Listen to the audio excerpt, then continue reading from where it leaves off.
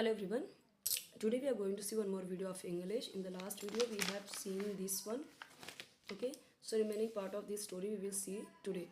And in this video I will explain each and every word's meaning, correct pronunciation of each and every words, grammar, rules. Okay, everything I will explain. So reading, correct pronunciation, grammar, everything you will see in one video only. So let's start. The ants, with their size, could do nothing but cry. That means ants means cheetiyan, the ants. So in the last video, I have explained why I pronounced the, not the.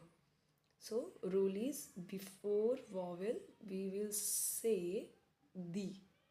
Vowel means AEIOU. अगर आपका कोई भी word इससे start हो रहा है और उसके पहले आप THE यूज़ कर रहे हो, so correct pronunciation will be the, and with consonant we will say the. तो with their size means size means आकार. विथ देयर मीन्स यहाँ पे आएगा आकार के कारण.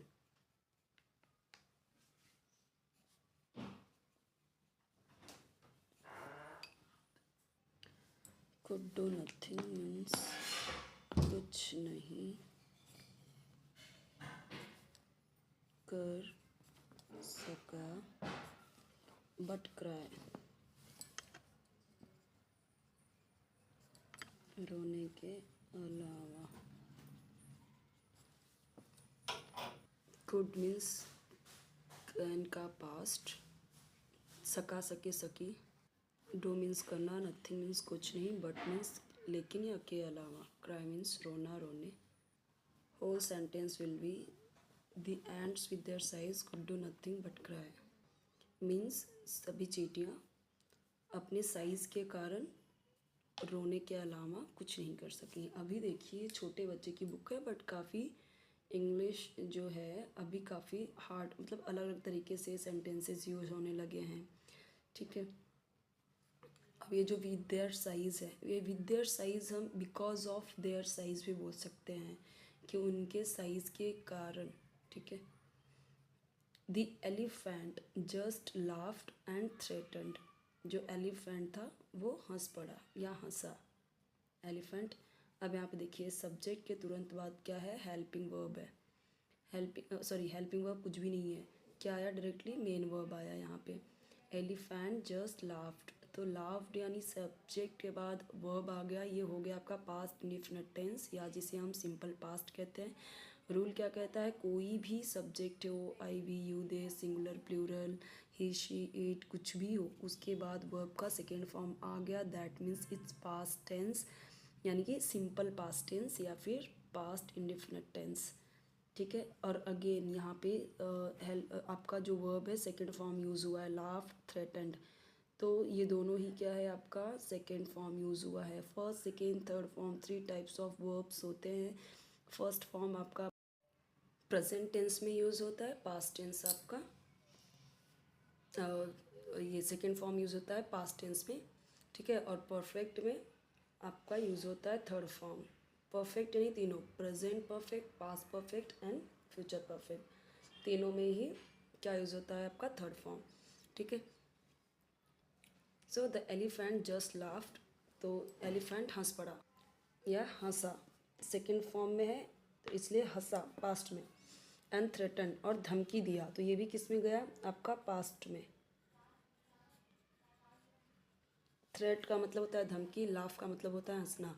लेकिन क्योंकि ये जब पास्ट में गया तो कैसे होगा, हंसा, हंस पड़ा, धमकी दिया. दी एंड्स किसको, चींटियों को. पता ही है चींटियों को. That he would crush them to death, कि वह, वुड यानी पास्ट की फ्यूचर की बात कर रहा है, लेकिन अभी ये चीज़ वो बता रहा है कि मैं ऐसा ऐसा कर दूंगा पास्ट में. That he would crush, crush यानी कुचलना, तो कुचल देगा, कुचलना यानी, और ये वुड है इसलिए देगा होगा. ठीक है. यानी फ्यूचर में जा रहा है. देम यानी किसको, उनको. अब ये कई सारी हैं, प्लूरल है इसीलिए देम. टू डेथ यानी डेथ यानी कि मरने तक, ठीक है। यानी पूरा मीनिंग इसका क्या होगा कि हाथी, द एलिफेंट जस्ट लाफ्ड, हाथी हंसा, ओके, और चींटियों को धमकी दी या धमकी दिया कि वह उन्हें कुचल कर मार देगा, ठीक है। कुचल कर, डेथ यानी मारना होता है, ठीक है। तो कुचल देगा या कुचल के मार देगा, ऐसे होगा ये। आते हैं नेक्स्ट पेज पे। One day the ants had enough and decided to teach the elephant a lesson. इसका मतलब क्या हुआ कि वन डे का मतलब क्या होता है, एक दिन, एक दिन चींटियाँ, ठीक है, चींटियाँ क्योंकि बहुत सारे हैं, एंड्स है। यहाँ पे देखिए हैड इनफ का मतलब क्या होता है कि बहुत हो गया, ठीक है।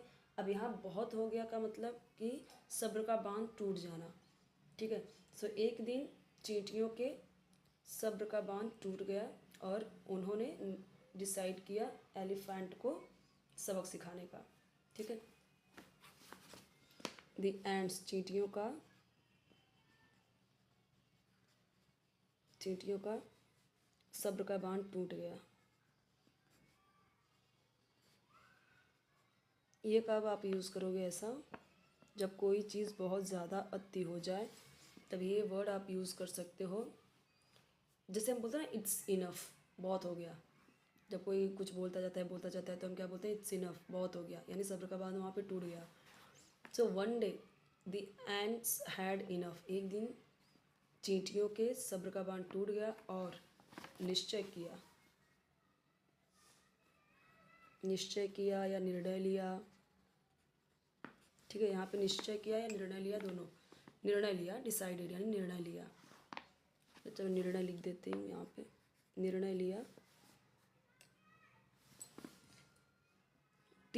टू टीच यानी सिखाने का,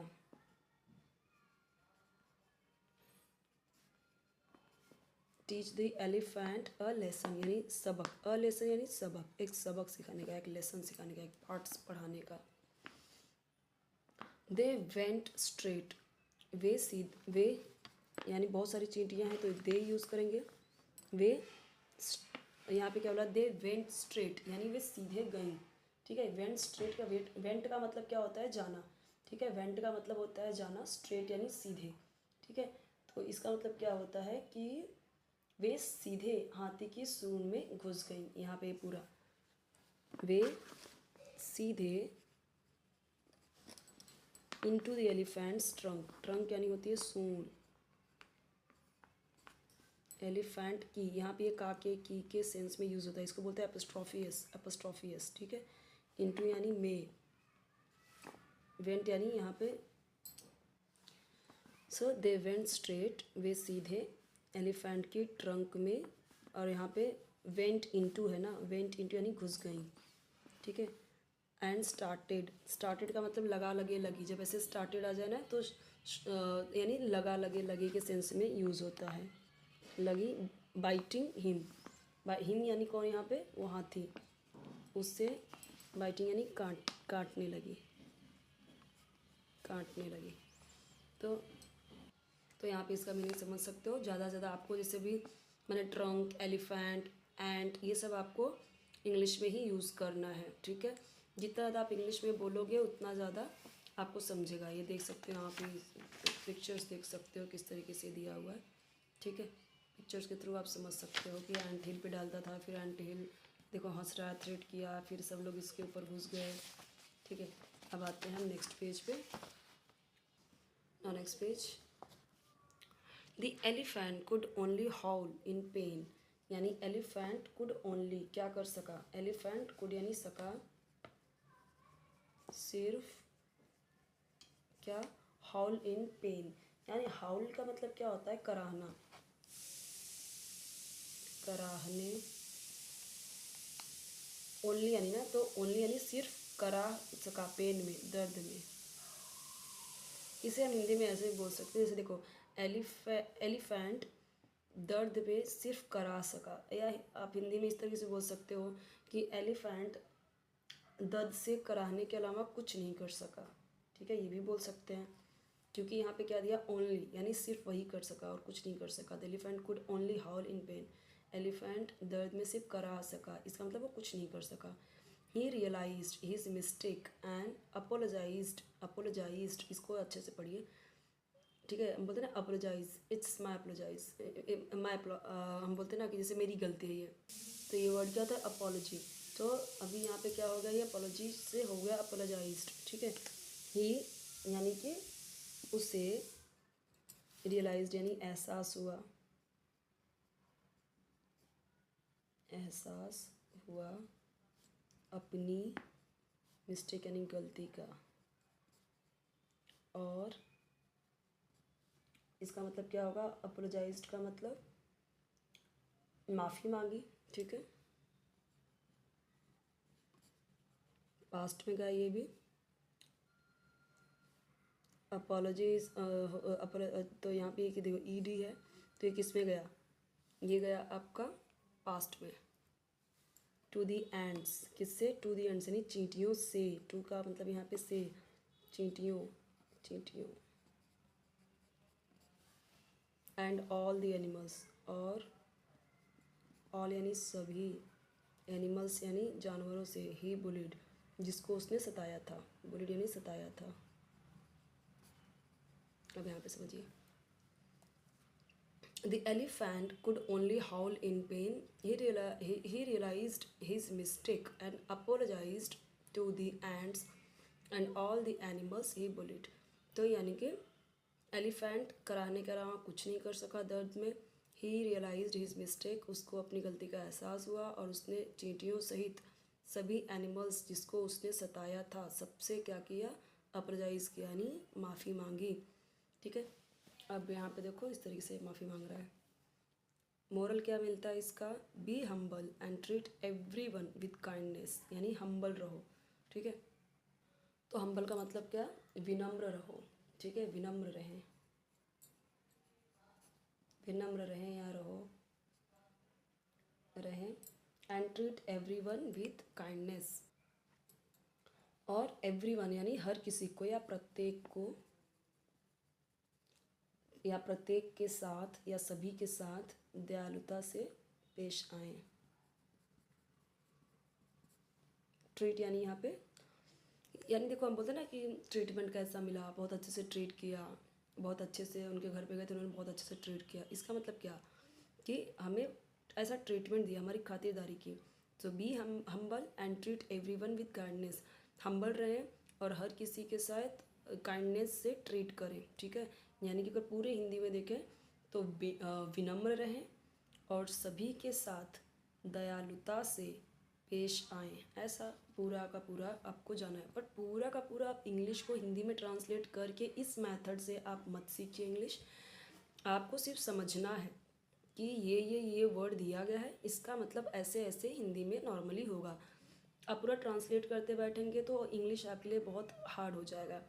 सिर्फ वर्ड्स की मीनिंग जान जाइए और सेंटेंस को समझ जाइए कि ये सेंटेंस ये बोलना चाहता है। As it is English to Hindi translate करेंगे तो ये प्रॉब्लमेटिक हो जाएगा, क्योंकि हमें सिर्फ और सिर्फ यहाँ पे हमें इंग्लिश सीखनी है, हिंदी इंग्लिश को मिक्स करके। जो हार्ड वर्ड है उसे हिंदी में समझा दे रही हूँ मैं, ताकि आप समझ जाओ और इसे ईजिली समझ के इंग्लिश को समझने लगो। इसका मतलब ये नहीं कि हमें यहाँ पे ट्रांसलेट करते मुझे नहीं बैठना है, आपको ट्रांसलेट करते हुए नहीं समझना है कि आप ट्रांसलेट कर करके इंग्लिश को सीखो, ऐसे नहीं सीखना है, ठीक है। बस वर्ड्स के मीनिंग जान जाओ, ग्रामर के रूल जान जाओ, करेक्ट प्रोनाउंसिएशन जान जाओ और रीडिंग जान जाइए प्रॉपरली, ठीक है। ये ज़रूरी है। पूरा हमें उसका क्वेश्चन पेपर नहीं बनाना है कि हमें एज इट इज़ ट्रांसलेट कर करके क्वेश्चन पेपर बनाना है, वैसे कुछ नहीं करना है, जस्ट हमें इंग्लिश को समझना है। नेक्स्ट एक स्टोरी है the honest woodcutter, we will see in the next video. Last के इसके और एक वीडियो इसका है, वो देख लेना आप, ठीक है। ये वाले स्टोरी का प्लेलिस्ट अलग से है, उसका अलग से आपको मिल जाएगा, ठीक है। एक प्लेलिस्ट है उसमें सारी इंग्लिश की स्टोरीज़ हैं, आपको मिल जाएगा, एक ही प्लेलिस्ट है। कोई वीडियो चाहिए कमेंट सेक्शन बताइए, चैनल जरूर सब्सक्राइब कीजिए, वीडियो लाइक कीजिए, फ्रेंड्स के साथ शेयर कीजिए। कोई भी आपको वीडियो चाहिए इंग्लिश से रिलेटेड कि आपको इंग्लिश सीखनी है तो आप बताइए मुझे कमेंट में। कोई भी ग्रामर का टॉपिक चाहिए तो कमेंट में बताइए।